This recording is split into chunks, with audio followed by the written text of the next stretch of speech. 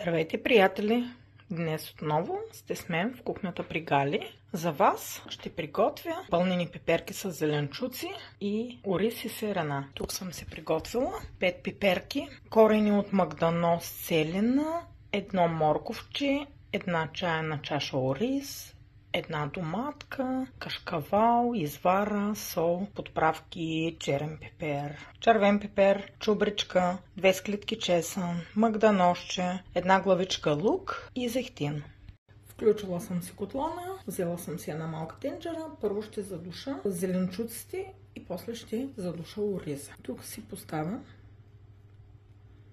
по-голямата част от зехтина, 30-40 грама, аз си поставям примерно 25. Тук лука поставям, морковчето,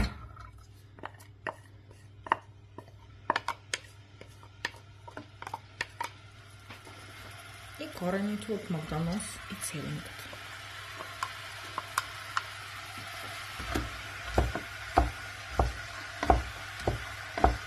Оставяме да се запържат и ще прибавим ориз. Зеленчуците не са задушени, някъде около 5 до 8 минути. Тук съм си измила оризчето и сега ще добавя и ориза.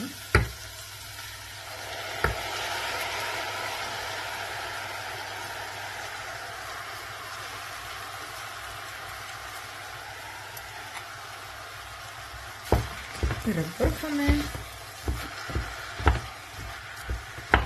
Тук си добавяме подправките, червеното пиперче, черното пиперче, 1 склитка чесън, сол на вкус,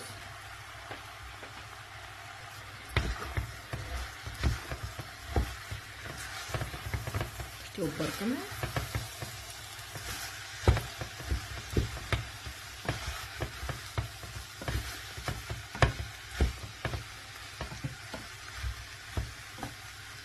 За да стане ориза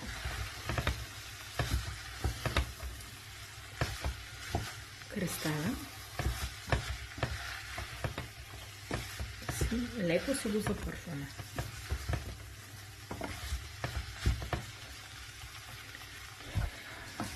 Виждате ли? Почва да става стъклен.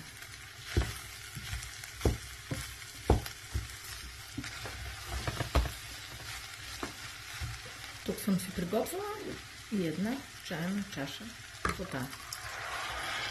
Заливаме, разбъркваме и оставяме да се задуши, докато водата цялата се поеме от ориза. Ориза е поел водата си и сега ще го дръпна, за да се охлади леко. Ето, виждате. И ориза ми леко се е охладил, виждате. Сега тук ще добавя чубричката, останалата 1 склитка чесън, магданозчето, ситно нарязано половинката, даже и повече. Така, тук ще си добавям и изварата,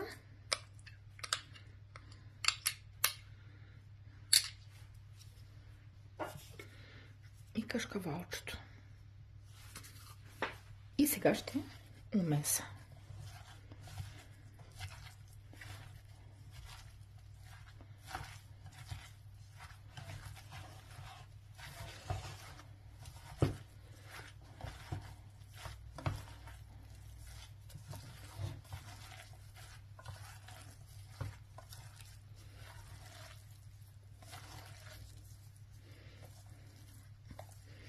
Ето, така изглежда нашата плънка за пиперките. Тук съм си подготвила тавичка, в която ще подрежда пълнени пеперки. И сега започвам с пълненето. Приготвила съм си и 2 супени лъжички брашно, за да запечатам пеперките.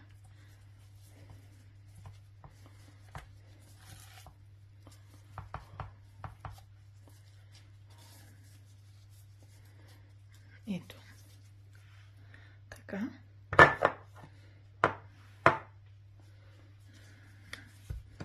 И едната ни пеперка вече е готова. Така, докато напълните всичките пеперки.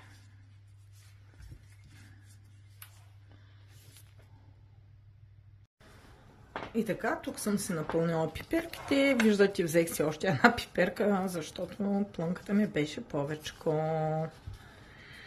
Включила съм си фурната, предварително да се загрява.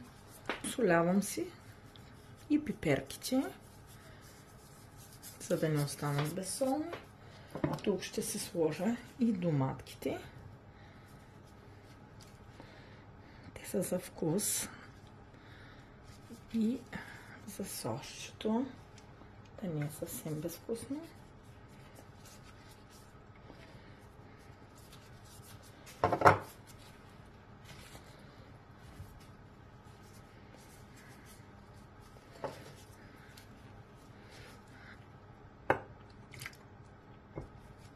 Ето така. Тук ще се сложа и останалия зехтин.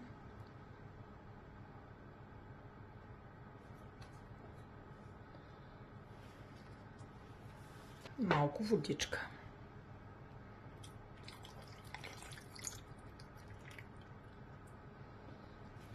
Сега слагам да пека. Пеперките са готови след около 40-45 минути печене. Сега ще приготвя едно сосче за нашите пеперки. Тук съм си приготвила един жълтък, една супена лъжица кисело мляко и прясно мляко. 2 супени лъжици. И брашънце. Една супена лъжица. Сега всичко това ще го разбъркаме.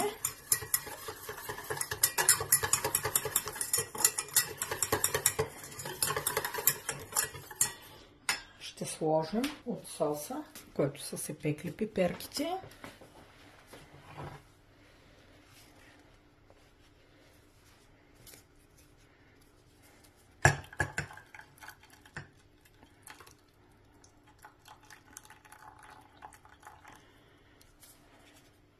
И това ще отиде на котлона да завре. Соса ни е готов. И сега ще аранжираме една порция.